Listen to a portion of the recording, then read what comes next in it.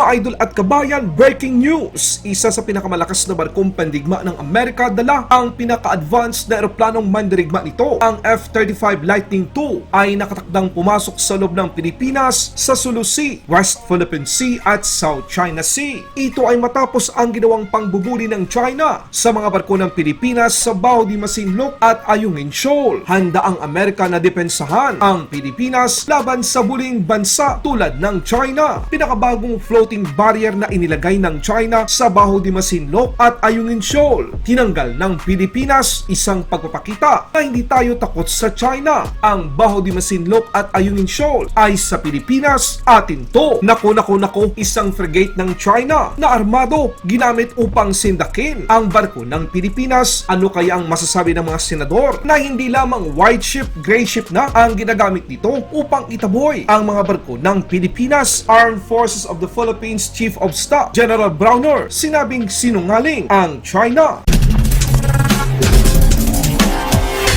Matapos ang pangbubuli ng China sa Scarborough Shoal at Ayungin Shoal, nag-usap ang pinakamataas na pinunong militar ng Amerika at Pilipinas. Pinatunayan ng Amerika na hindi ito magdadalawang isip na tumayo para sa Pilipinas at labanan ang mga aaping bansa tulad ng China. Ayon sa source, nakatakdang pumasok ang isa sa pinakamalakas na barkong pandigma ng Amerika, ang USS Carl Vinson Carrier Strike Group sa loob ng Pilipinas. Nagsasagawa ito ngayon ng flight operation sa dagat ng Pilipinas, kabilang sa mga fighter jets na dala nito ng USS Carl Vinson Aircraft Carrier, ang pinakabagong F-35C Lightning II, isang 5th generation stealth fighter jets ng Amerika. Ayon sa source, mula sa Philippine Sea tatawid ito sa Sulu Sea, West Philippine Sea at tutungo sa South China Sea. Isang hakbang ng Amerika upang ipakita sa China na kaya nitong suportahan ang kaalyadong bansa tulad ng Pilipinas anumang oras. Ito ang isang rason kung bakit hindi masasakop ng China ang Pilipinas hanggat nananatili ang ugnayan at kasunduan tulad ng US-Philippines 1951 Mutual Defense Treaty. Hindi lamang Amerika, Japan at Australia ang gustong tumulong sa Pilipinas para ipaglaban ito ang mga karapatan sa mga karagatang nasasakupan.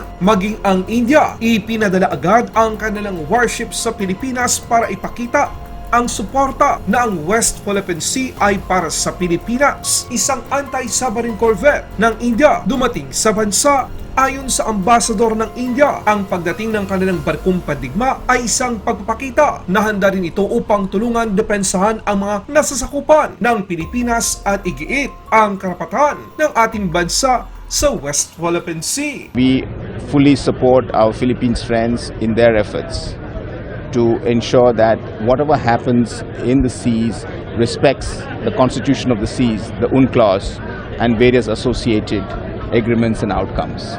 We've been having Indian Navy ships visit the Philippines regularly because it's important that we walk the talk when it comes to engagement between our navies. We should have our Navy ships engage with each other, have training exchanges, operational exchanges. We're going to have a passage exercise. Sa ibang balita naman mga kabayan, ipinakita ng Pilipinas na hindi tayo takot sa China. Panibagong floating barrier na inilagay ng China sa Bao de Masinloc at Ayungin Shoal. Tinanggal ng mga puwersa ng gobyerno ng Pilipinas. Tinanggal ng puwersa ng gobyerno ang mga floating barrier na inilagay ng China sa Bao de Masinloc at Ayungin Shoal nitong weekend. Ito ang inihayag at kinumpirma ni Armed Forces of the Philippines Chief of Staff General Romeo Browner Jr. kasabay ng paghihikayat sa mga lokal na mangingisda na huwag matakot at magtungo sa naturang mga lugar. Giit ni General Browner na ang Bao de Masinloc at Ayungin Shoal ay nasa loob ng exclusive economic zone ng Pilipinas, kaya meron tayong sovereign rights para sa mga Pilipino na mangingisda sa naturang mga lugar. Iniyak naman ni General Browner na hindi mawawala sa lugar ang mga puwersa ng gobyerno ng bansa para pangalagaan ang mga mangingisdang Pilipino. Matatanda ang unang laglatag ng floating barrier ang China sa Bao de Masinloc noong buwan ng Setyembre taong kasalukuyan na pinatanggal ni Pangulong Ferdinand Marcos Jr. Nitong Sabado, muli silang naglagay ng floating barrier para pigilan ang pagpasok ng mga mangingisdaang Pilipino sa Bao de Masinloc at Ayungin Shoal na kapwa muli ring tinanggal ng mga tauhan ng pamahalaan ng Pilipinas. Personally,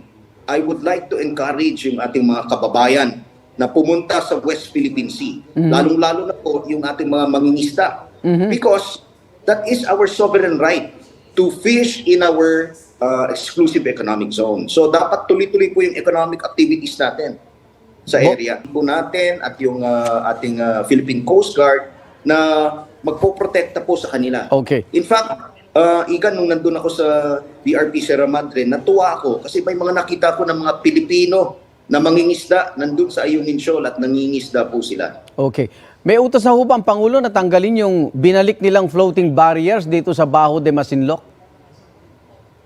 Yes, actually yung unang beses na naglatag sila, inutos po ng ating Pangulo na putulin yon. So ginawa po natin yon. Tinanggal natin yung barrier, nakapasok po yung ating mga fisher folks, mga fishermen. Opo. At marami po silang nakuha. So ngayon po, ganun din yung ginagawa natin. In fact, dun sa Ayungin Shoal, naglatag rin po sila ng barrier. Tinanggal Opo. natin, kaya't nakapasok tayo. Kuha naman sa isang video noong araw ng rotation at resupply mission ang pagbuntot ng isang warship ng China sa BRP Cabra. Isang pagpapakita na gumagamit ang China ng gray ship tactics upang igiit ang iligal na pag-aangkin ng China sa buong West Philippine Sea. Sa mga politiko na kumukontra na huwag gumamit ng Navy ships o suporta mula sa kaalyadong bansa tulad ng Amerika, baka daw mas lalong magiging agresibo ang China. Tingnan nyo, isang Type 54A guided missile frigate mula sa People's Republic of China na armado na ang lapit na sa isang Philippine Coast Guard multi-role response vessel BRP Cabra. 4 a.m. the following morning, Sunday, doon na nagsimula yung patintero, no? Doon na nila sinimulan yung about 15 to 12 I think 12 to 15 nautical miles away from the entrance to Ayungin Shoal. So ganun palang kalayo ay nagsimula na yung panghaharas nila at ilang beses sila nag-cut across yung direction namin, no? Which was very dangerous dahil ang lalaki nila ang lalaki nila.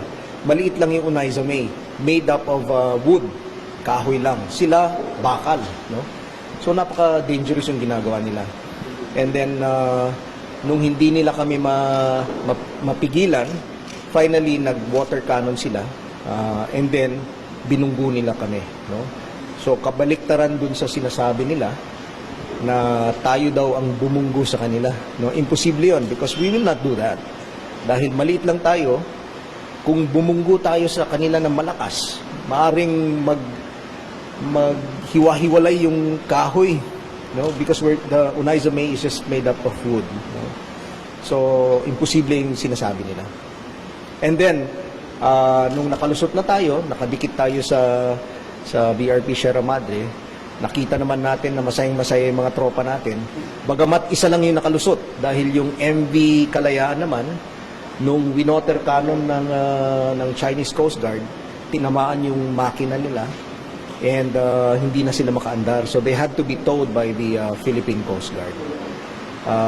Kahit na partial lang yung naging success ng ating resupply mission, masaya pa rin yung mga tropa natin sa BRP Sierra Madre.